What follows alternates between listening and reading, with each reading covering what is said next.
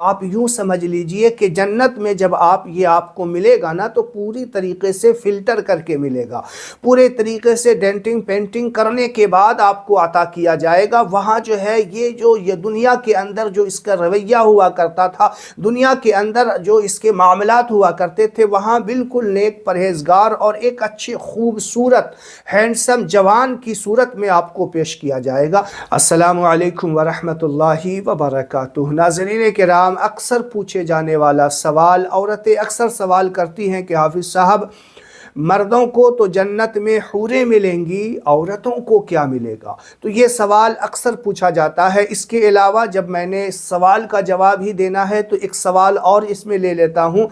पूछा जाता है कि क़ब्र में अहदनामा वग़ैरह रखने से क्या अज़ाब में कमी होगी? तो इन दोनों सवालों का जवाब मुख्तसर अंदाज में और बिल्कुल आसान तरीक़े से आपको समझा देता हूँ, बता देता हूँ। वीडियो में एंड तक बने रहिएगा। वीडियो को शेयर लाजमी करें ताकि लोगों के भी इल्म में इजाफ़ा हो। नाज़रीन किराम, देखिए, अक्सर जो औरतें पूछा करती हैं कि मर्दों को तो जन्नत में हूरें मिलेंगी, औरतों को क्या मिलेगा? तो आप यूं समझ लीजिए कि जो कवारी औरत इंतकाल होती है और अगर कोई कवारा मर्द इंतकाल होता है तो अल्लाह ताला उसके जोड़े वहाँ नसीब फरमाता है।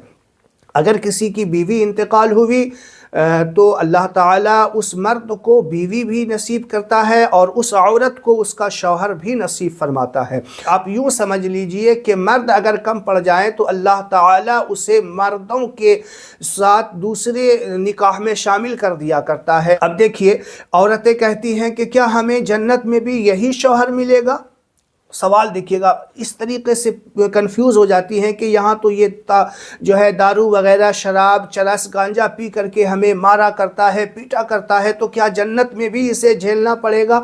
तो आप यूँ समझ लीजिए कि जन्नत में जब आपको मिलेगा ना तो पूरी तरीके से फ़िल्टर करके मिलेगा, पूरे तरीके से डेंटिंग पेंटिंग करने के बाद आपको अता किया जाएगा। वहाँ जो है ये दुनिया के अंदर जो इसका रवैया हुआ करता था, दुनिया के अंदर जो इसके मामलात हुआ करते थे, वहाँ बिल्कुल नेक परहेजगार और एक अच्छे खूबसूरत हैंडसम जवान की सूरत में आपको पेश किया जाएगा। तो ऐसा नहीं है। औरतें जो लोग कहती हैं कि हमें यही मिलेगा, आप यूं समझ लीजिए कि जन्नत में आपको वो मिलेगा जिसका आप तसव्वुर भी नहीं कर सकती। आपको मायूस होने की ज़रूरत नहीं है। खुलासा कलाम ये है कि जन्नत में अल्लाह के रसूल सल्लल्लाहु अलैहि वसल्लम ने फरमाया, उन नेमतों का जिक्र फरमाया जो हमारी आँखों ने कभी देखा नहीं, कानों ने हमारी कभी सुना नहीं और हमारी सोच में भी नहीं आ सकती। वो नेमतें अल्लाह ताला जन्नत में जन्नतियों को नसीब फरमाएगा। तो आप इस तरीके के सवालात करके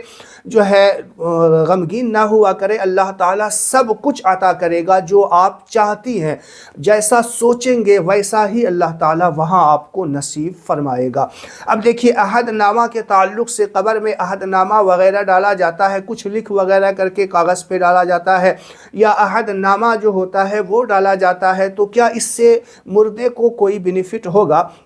आपको मैं बता दूं, इसकी जो है असल शुरुआत आप देखिएगा, अल्लाह के रसूल सल्लल्लाहु अलैहि वसल्लम ने कई औरतों के इंतकाल में अपना जो है कुर्ता मुबारक या अपने जिस्म से लगा हुआ जो लिबास होता है उसको दिया कि इसके कफन पे इसको रख दिया जाए। इसकी बरकत से अल्लाह ताला इसके अज़ाब में तख़फ़ीफ़ फरमाएगा, अल्लाह ताला इसको बख्श देगा।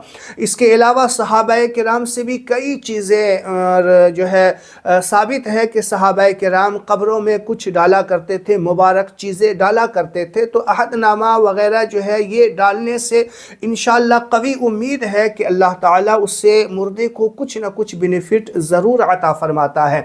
अब यहाँ पे जानना ये है कि यहाँ डालना कोई फ़र्ज़ वाजिब नहीं है, ज़रूरी नहीं। अगर कोई डालना चाहे तो डाल दे। और उसका तरीक़ा ये है कि कब्र में जो दाहिने साइड पश्चिम की तरफ जो होता है दीवार, उस पर ताक टाइप का बना दे और उसके अंदर रख दे। अल्लाह تعالیٰ اس کی وجہ سے اس کو جو ہے کچھ جو ہے آسانیاں ضرور عطا فرماتا ہے۔ عہد نامہ یا قرآنی آیات وغیرہ لکھے ہوئے ہوتے ہیں، تو یہ ساری چیزیں ڈالنے سے پہلے بھی بزرگان دین سے بھی صحابہ کرام سے بھی ثابت ہے، اسی لیے ڈالا جاتا ہے۔ لیکن سمجھنا یہی ہے کہ یہ کوئی فرض واجب نہیں ہے، ضروری نہیں ہے۔ آپ کو اصل میں وہاں جو کام آنے والی چیز ہے وہ آپ کے نیک اعمال ہی کام آئیں گے جو دنیا میں آپ کر کے جائیں گے۔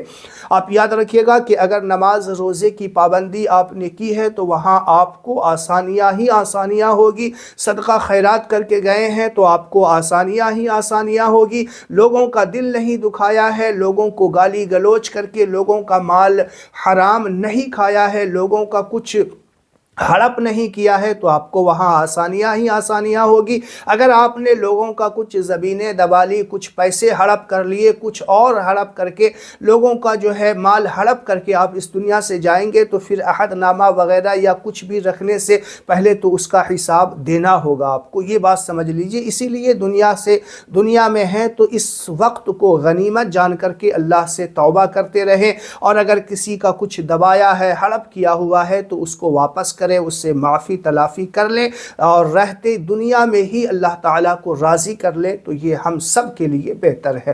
امید ہے جو باتیں میں نے آپ کو بتائی ہے وہ سمجھ میں آ گیا ہوگا۔ اس ویڈیو کو شیئر کریں۔ السلام علیکم ورحمۃ اللہ وبرکاتہ۔